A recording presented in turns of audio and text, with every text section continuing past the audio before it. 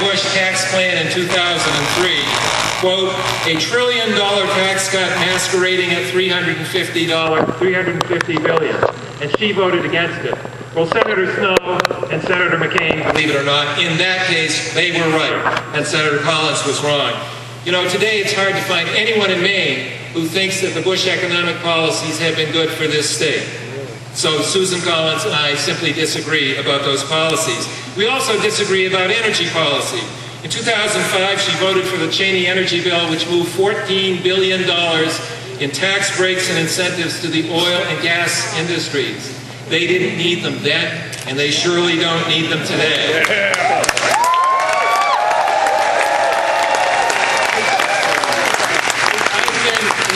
I've been consistently pushing for energy independence, investment in alternative fuels and renewable sources, and greater conservation and efficiency measures to reduce demand for oil and curb global warming. Now, health care. I've been in Congress for 12 years, so has Senator Collins. I don't have a clue what her position is on health care issues, which tells you something. This week I rolled out my plan for universal coverage so that all of our citizens can have access to quality, affordable health care. There are 47 million Americans who don't have health insurance, and millions more are underinsured, like Bob and Suzanne Kelly, who I talked with in Bangor just yesterday, who have a $15,000 deductible. That's what they've got for health insurance. This is fundamentally unfair in the richest country on earth, and we have to change it. Right on.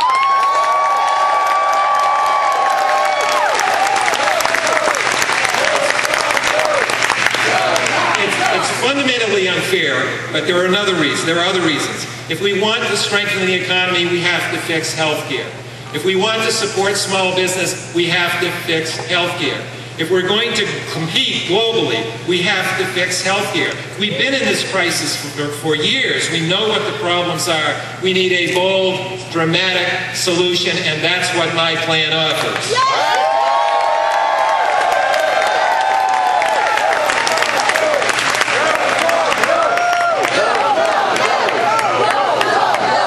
Let me tell you a little about my plan. It preserves what is best about our current healthcare system. It guarantees that all Americans, including the self-employed and owners and employees of small businesses, will be able to purchase a quality plan that is affordable and best for them. Under my plan, every American will have new options and choices, but Americans who like their current healthcare coverage can keep it. My plan assures that businesses and workers will have access to coverage like the options now available to members of Congress and other federal employees.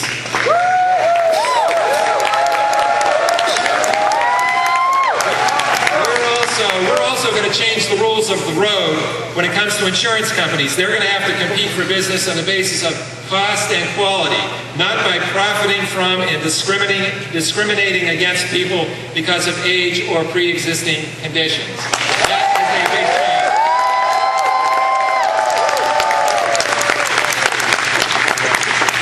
My plan recognizes that our nation's future depends on all of us, every American and every American business doing our part and paying our fair share to assure that we can all have quality health care at an affordable price. You see, I strongly believe that when we work together, we can accomplish amazing things. I learned that growing up here in Maine. My commitment to public service is rooted in the example set by both of my parents. It is grounded in my home life with Diana, raising our two daughters here in Maine, and in friendships I have valued since childhood. And with the birth in February of Charles Allen Cresswell, our first grandchild, I see the future and what's at stake more urgently than ever before. Susan Collins and I see the world very differently over the last 12 years, and in the last 12 years we've made very different choices for Maine. And I trust Maine voters, with your help, of course, with your help, to decide which of us can do more for Maine in the Senate in the future. So when you go to talk to people outside this room, this is what I hope you will say. If you think that the Bush economic policies have been work for you in the country, vote for Susan Collins. But if you think tax cuts for the middle class, support for small business, and investment in people and infrastructure is the better path, then vote for Tom.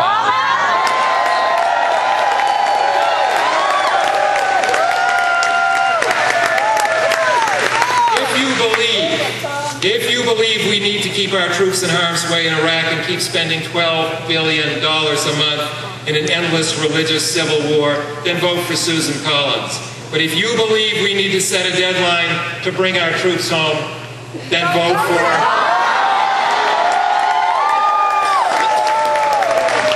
If you trust John McCain to solve our health care crisis, then vote for Susan Collins.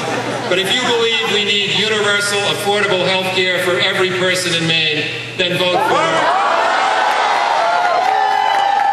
If you want more right-wing judges like Sam Alito, then choose the candidate who voted to confirm him, vote for Susan Collins. But if you value your civil liberties, women's productive freedom, the rights of our GLBT citizens, and a host of other issues that come before the federal courts, then vote for If you agree with the Cheney energy bill that gave billions to big oil at a time when they had record profits, then vote for the incumbent who voted for that bill, Susan Collins. But if you believe, as I do, that it's time for real action on energy independence and global warming, vote for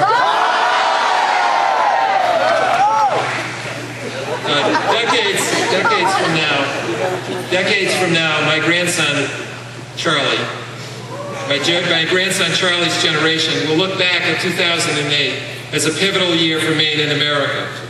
I want his generation to see that when the future of America, the prospects for the middle class, our global reputation, and the fate of the planet all hung in the balance, we built a team for change. A team that brought Americans together again and restored our nation to its rightful mission as a land of opportunity and a force for progress and peace in the world. We can do that. We can do that.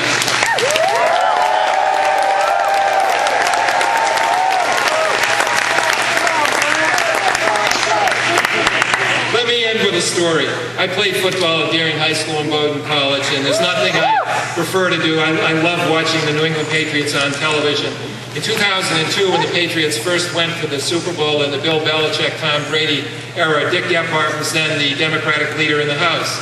He was a big St. Louis Rams fan. He was very excited. The St. Louis Rams were 17-point favorites, and he and his wife Jane went to the game. They sat in the stands, and they were convinced St. Louis was going to win because 17-point favorites, you know what had to happen.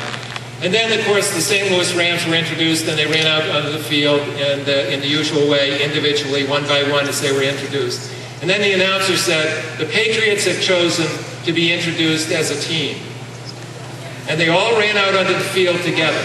And Dick turned to Jane and he said, we're going to lose this game. We're going to lose this game. And they did. And the Patriots won that game, and they've kept on winning with an exception here or there. They've kept on winning. They kept on winning because for every individual on the team is more important. The team is more important than that individual. It's fundamental to how they play the game. In Maine and America, in an era of global competition, we are going to win as a team or we're going to lose. It is that simple, and I know what the answer is. We're going to win as a team.